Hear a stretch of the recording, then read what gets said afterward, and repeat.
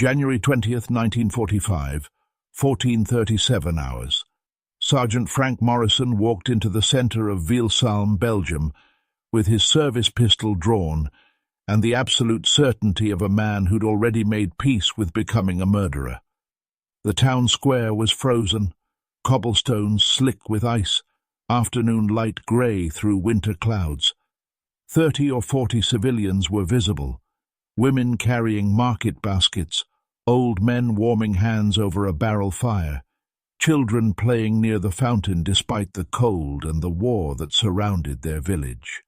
Pierre Dubois stood beside that fountain, smoking a cigarette, watching American supply trucks roll through the intersection. He was 43 years old, owner of a small tobacco shop, husband, father of 2 daughters.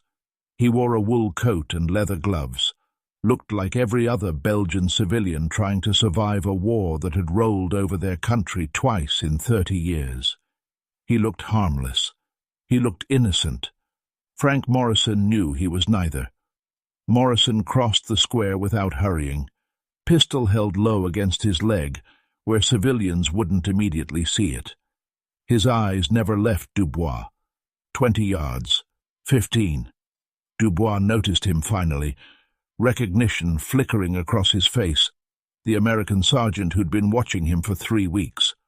Dubois smiled, raised a hand in greeting, the universal gesture of friendly acknowledgement between allies. Morrison raised his pistol and shot Pierre Dubois once through the chest at 7 yards. The sound echoed off stone buildings. Dubois fell backward into the fountain, dead before he hit frozen water. His cigarette landed in the cobblestones, still smoking. The civilians in the square screamed or stood frozen or ran, depending on how fear manifested in their bodies. Morrison stood over Dubois' corpse, pistol still aimed, making sure. 1 shot, 1 kill. Clean. Professional. Murder. This is the story of the execution the United States Army covered up instead of prosecuted.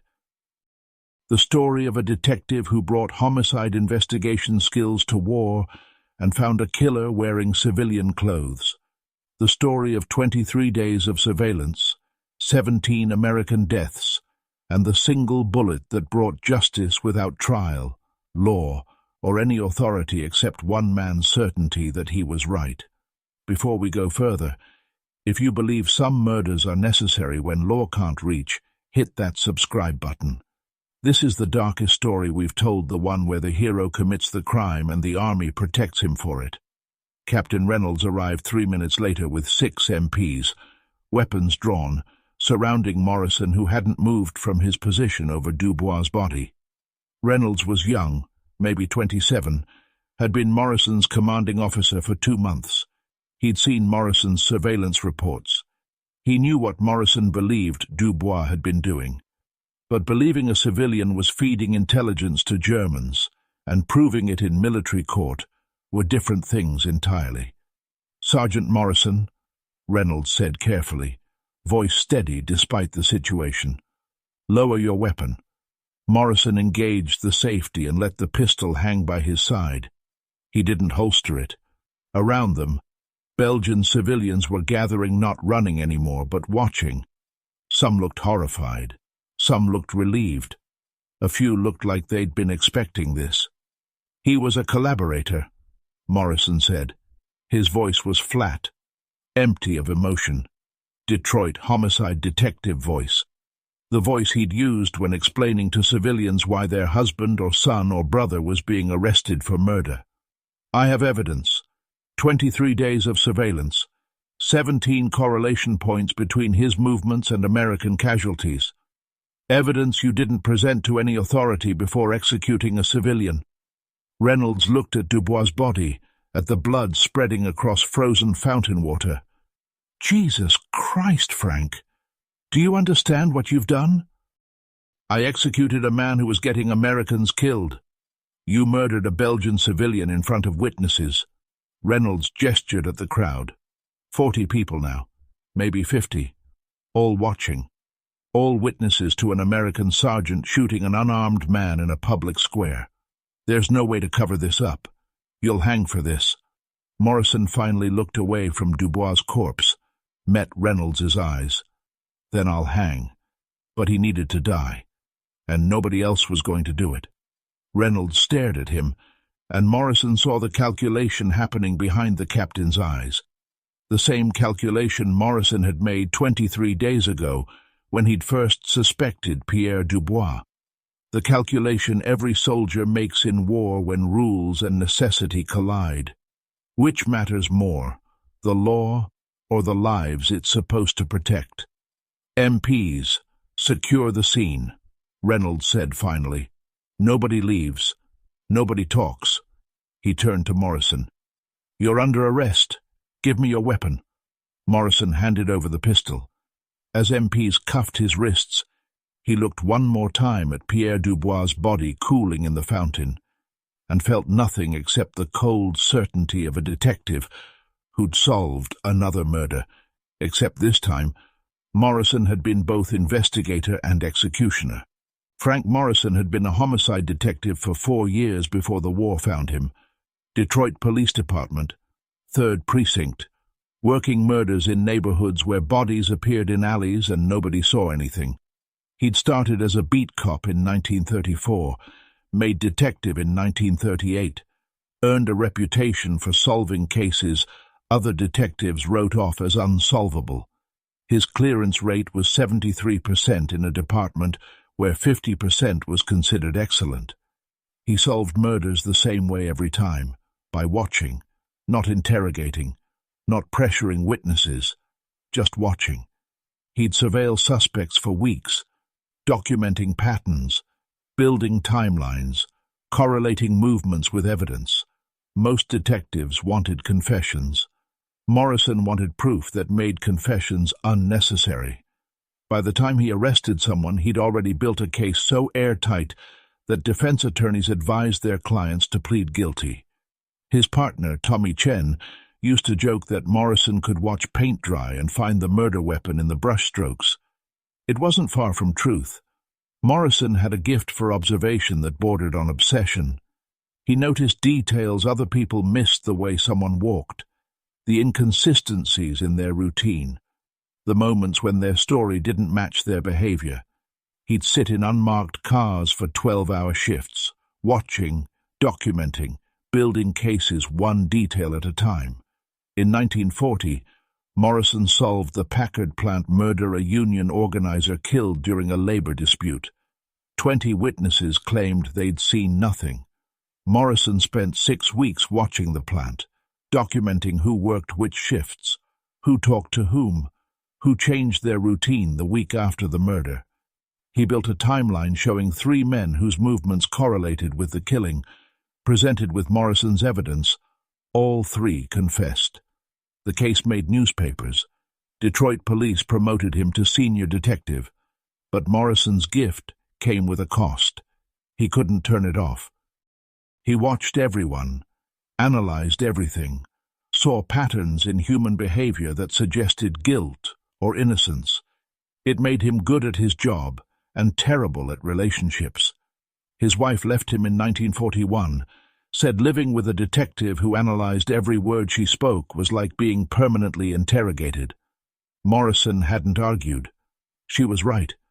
When Pearl Harbor happened, Morrison was 32 years old, divorced, living alone in a studio apartment filled with case files. Most men his age were too old for the draft. But Morrison enlisted anyway, not out of patriotism or adventure, but because solving murders in Detroit had started feeling futile.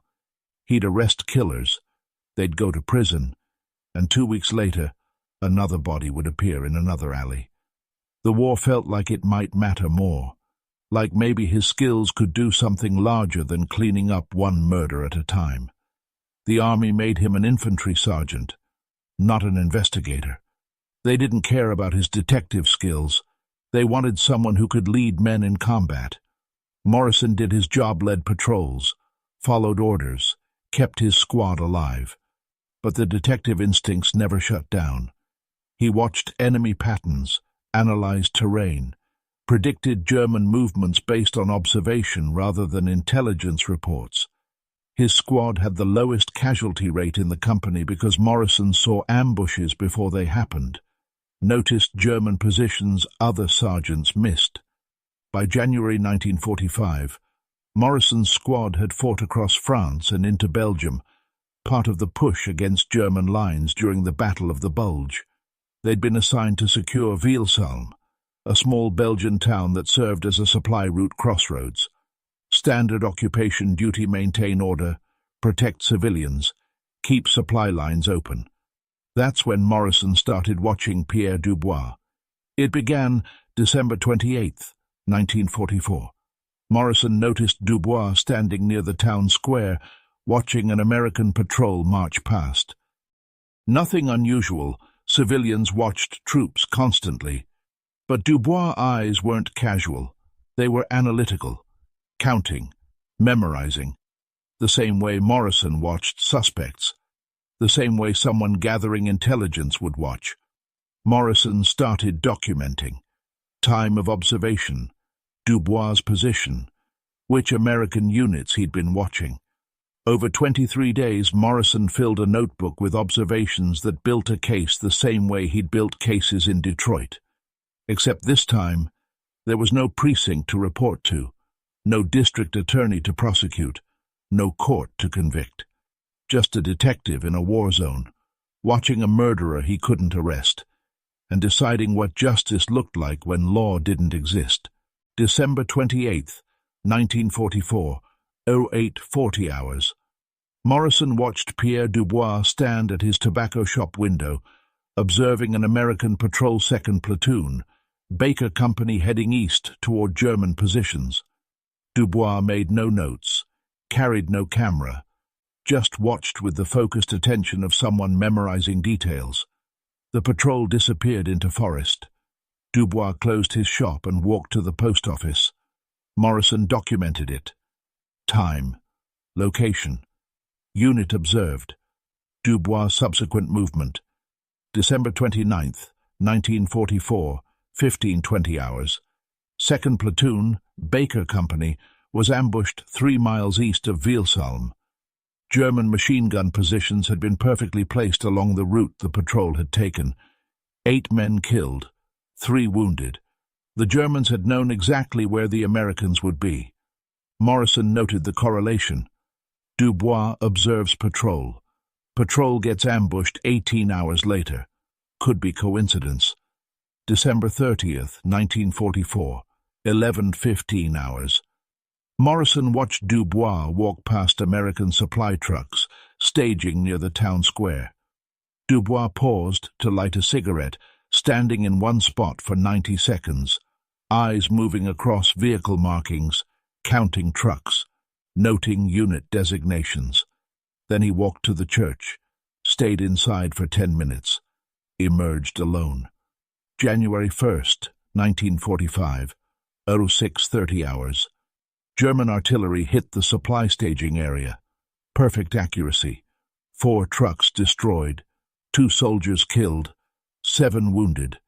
The shelling started exactly where the supply concentration had been highest, exactly where Dubois had been standing 2 days earlier. Morrison documented it. Dubois observation. Artillery strike, correlation. Still could be coincidence. But Morrison had solved 17 murders in Detroit by trusting that coincidence was just pattern not yet proven. He kept watching. January 3rd, 1945. Dubois accidentally encountered a reconnaissance patrol returning from German lines. Struck up conversation with the lieutenant, friendly local asking about American positions, offering information about German movements. The lieutenant, grateful for local cooperation, told Dubois their patrol schedule. 3 days later, that patrol walked into a minefield that hadn't been there before. 2 men killed instantly, 4 lost legs. Morrison's notebook grew. Each observation dated, timed, cross-referenced with subsequent American casualties.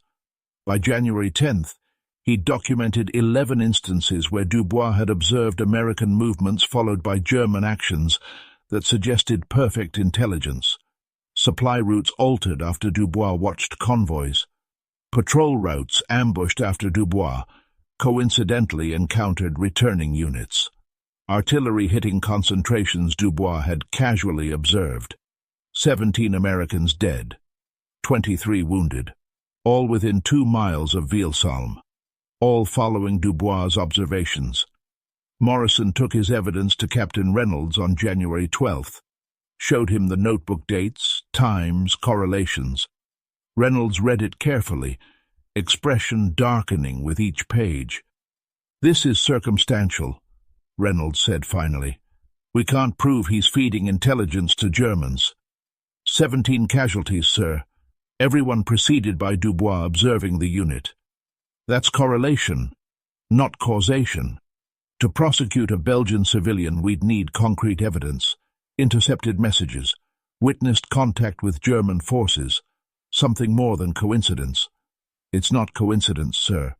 Maybe not, but it's not proof." Reynolds handed back the notebook. "Keep watching. If you can get hard evidence, catch him making contact, intercept a message, then we can act. Until then, we can't arrest a civilian based on suspicion." Morrison understood what Reynolds wasn't saying. Catch him in the act, or let him keep killing Americans while we wait for evidence courts-martial would accept. Morrison kept watching. January 13th through January 19th, 7 more days of documentation. Dubois observed 3 more units. 2 got ambushed, 5 more Americans dead. On January 19th, Morrison stopped taking his evidence to Reynolds. He'd built cases like this in Detroit. Suspects he knew were guilty, but couldn't prove in court. Sometimes those suspects walked free because evidence wasn't enough. Sometimes they killed again while Morrison watched, helpless, knowing guilt, but unable to stop it. In Detroit, Morrison had accepted that. Rules existed. Even when rules let murderers escape, you followed them because law mattered more than individual certainty. But this wasn't Detroit. This was war. And Pierre Dubois wasn't going to walk into a courtroom where lawyers argued about reasonable doubt. He was going to keep watching American units and getting them killed. Morrison made his decision on January 20th, 0630 hours. No more documentation. No more waiting for proof that would satisfy military lawyers. He'd been a detective long enough to know when he had a killer. The law couldn't reach Pierre Dubois, but a bullet could.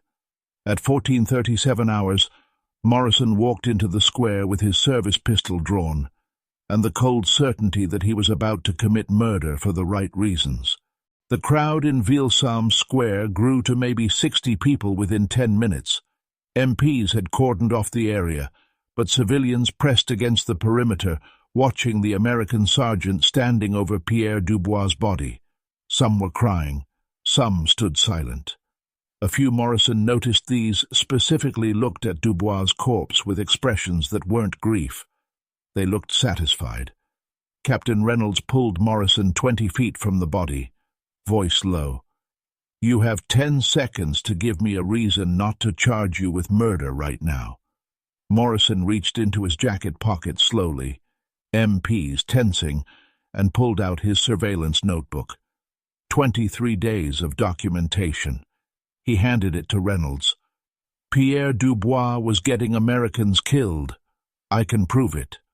Reynolds flipped through pages, dates, times, detailed observations, casualty correlations. His expression shifted from anger to something more complicated. Recognition, maybe, or the dawning understanding that Morrison might actually be right, which made everything infinitely worse, because being right didn't make execution legal. "This is all circumstantial," Reynolds said, but his voice had lost its edge. "You documented him watching patrols. You correlated casualties, but you never witnessed him contacting Germans, never intercepted messages. You killed a man based on pattern recognition. 17 patterns, sir.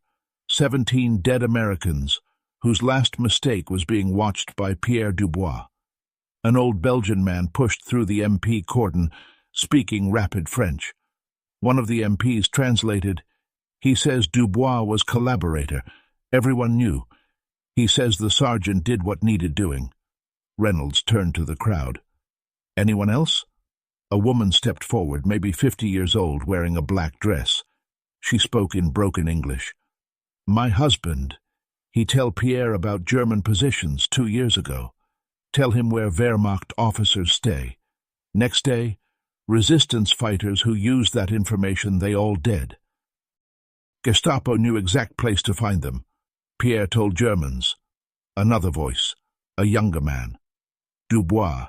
He worked for Germans since 1940.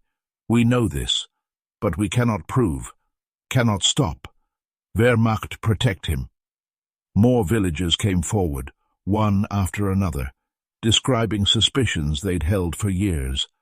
Dubois asking too many questions about resistance activities. Dubois whose shop never got raided when others did. Dubois who always had cigarettes when everyone else starved. Small evidence, individually meaningless, collectively damning. "Why didn't anyone report this to American command?" Reynolds asked. The old man spoke again, translator converting. "He says they were afraid. The Germans would return. Vielsalm changes hands like seasons. Americans come, Americans go. Germans always come back. Pierre Dubois, remember who speaks against him." Morrison watched Reynolds process this. A town that had lived with a collaborator for 5 years, too terrified to act, because law required proof nobody could gather and survival required silence. The same situation Morrison had faced in Detroit, when witnesses refused to testify because the killer would still be on the streets while they waited for trial. Except this time, Morrison hadn't waited. Reynolds closed the notebook, looked at Dubois' body, looked at Morrison, looked at 60 Belgian civilians whose expressions ranged from grief to relief, made the calculation every officer makes when regulations collide with reality. "Here's what happened," Reynolds said slowly. "German shelling hit Vielsalm at approximately 14:35 hours. Civilian Pierre Dubois was killed by shrapnel. Sergeant Morrison attempted to provide aid, but the victim was already deceased. Is that clear?" Morrison understood what was being offered. Cover-up instead of court-martial. Conspiracy instead of justice. The army protecting him for a murder committed in plain sight, because prosecuting him would require acknowledging they'd let a collaborator operate freely while American soldiers died. "I killed him, sir," Morrison said. "I executed an unarmed civilian without trial. That's murder.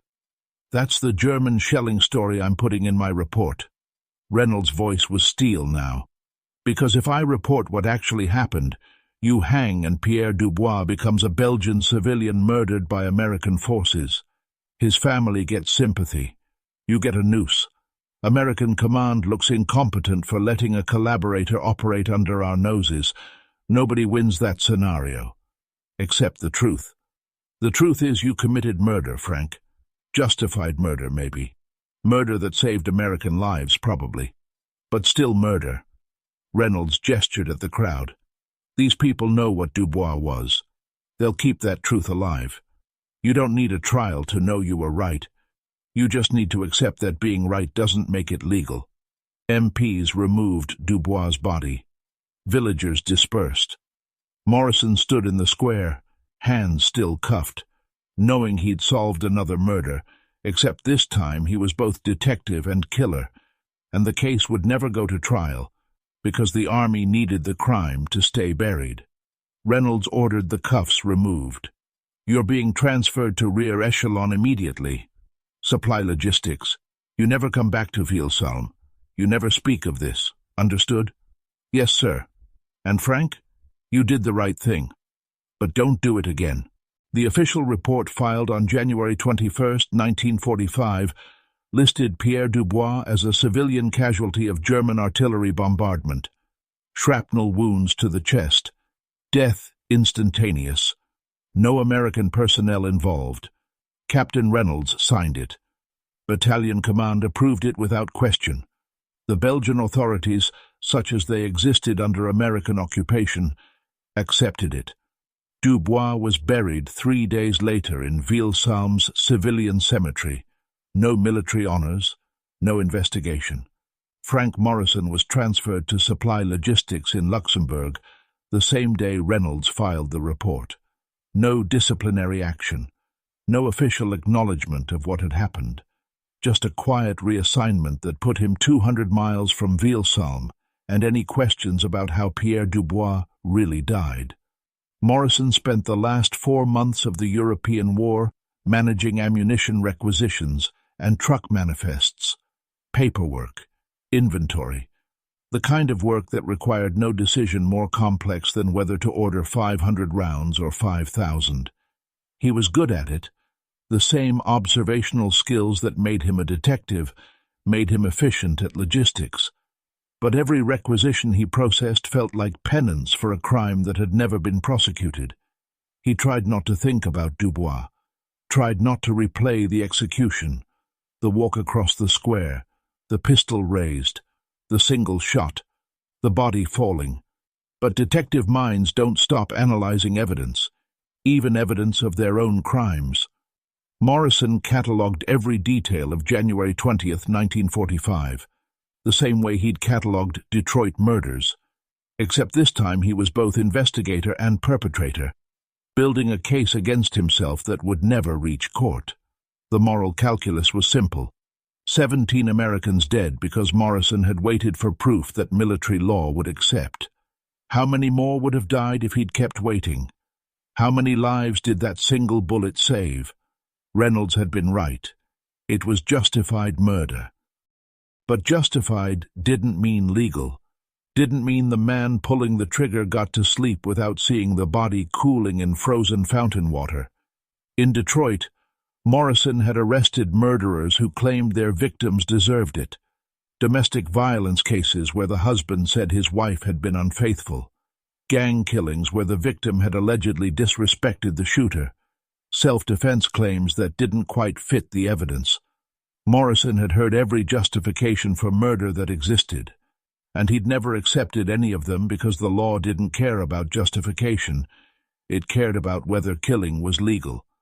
Now Morrison was the murderer with justifications.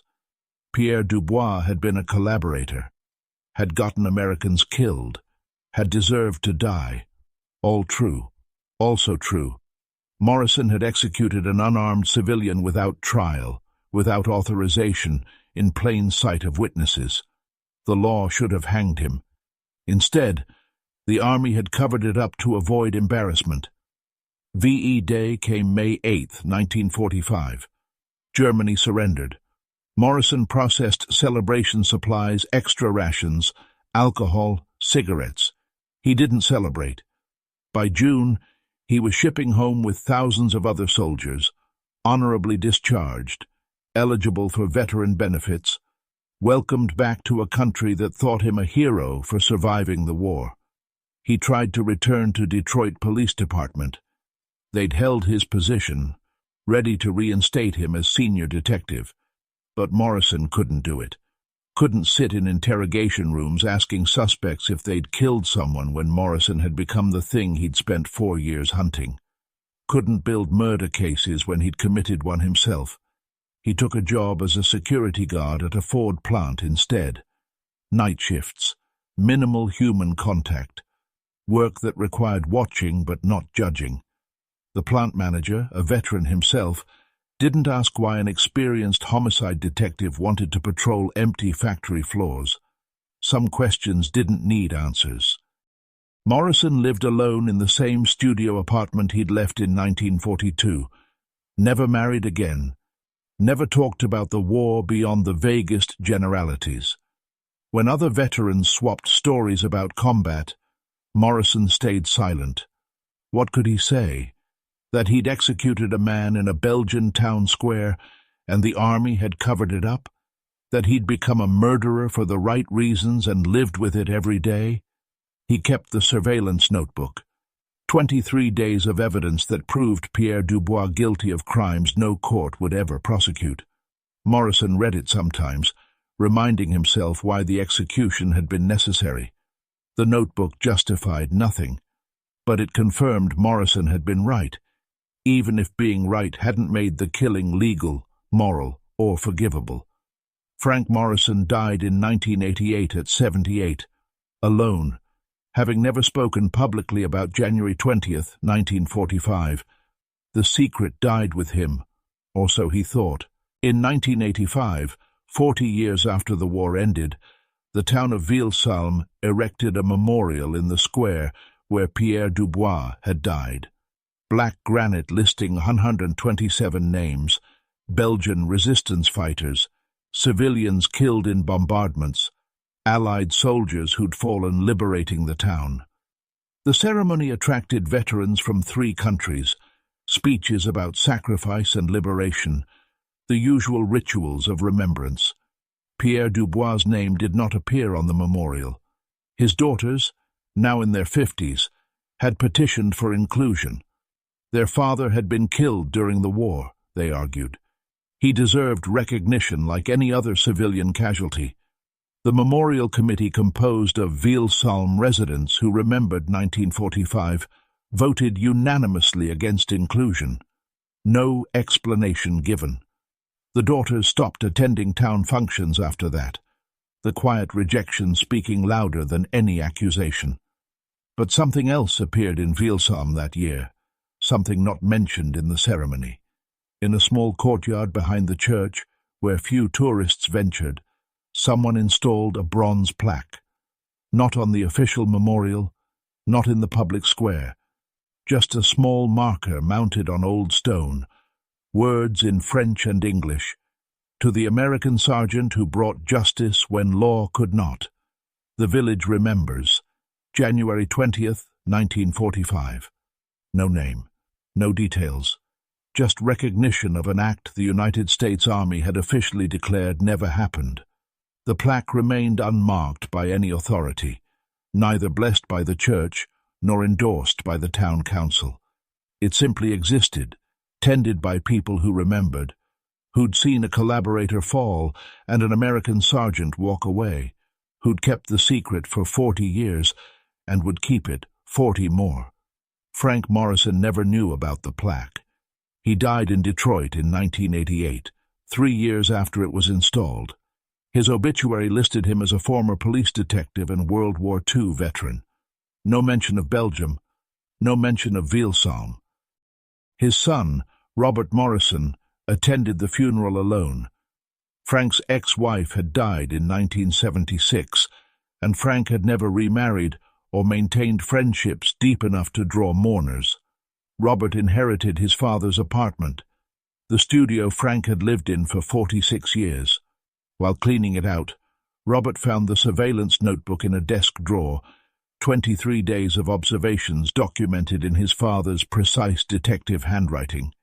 Dates, times, correlations between civilian movements and American casualties, and on the final page, written in different ink, added years later, Pierre Dubois, January 20th, 1945, necessary murder, still murder. Robert didn't understand what he was reading.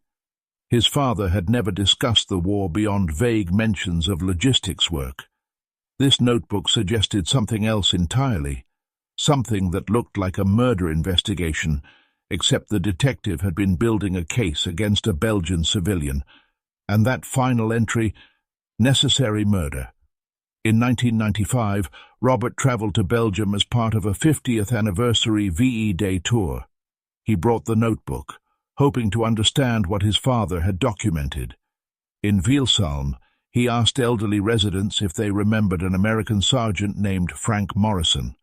Most said no, but one old woman, she'd been 23 in 1945, looked at Robert with sudden recognition.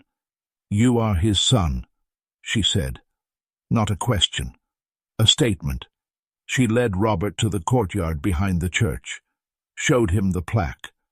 "Your father saved many American soldiers. He killed a man who was killing them.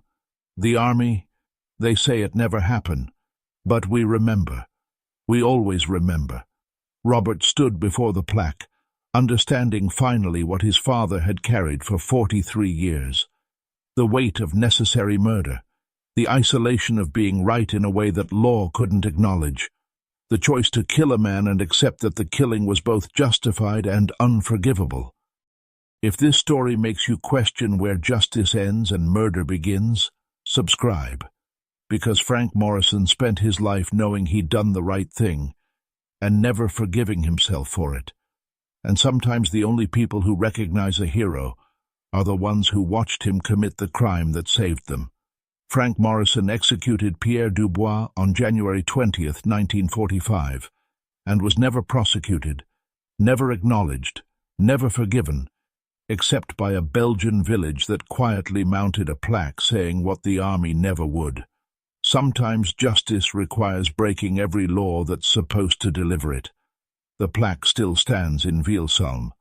Frank Morrison's name still doesn't appear on it, and Robert Morrison visits every year, standing where his father committed murder, wondering if he would have made the same choice. The village knows the answer. They built the memorial.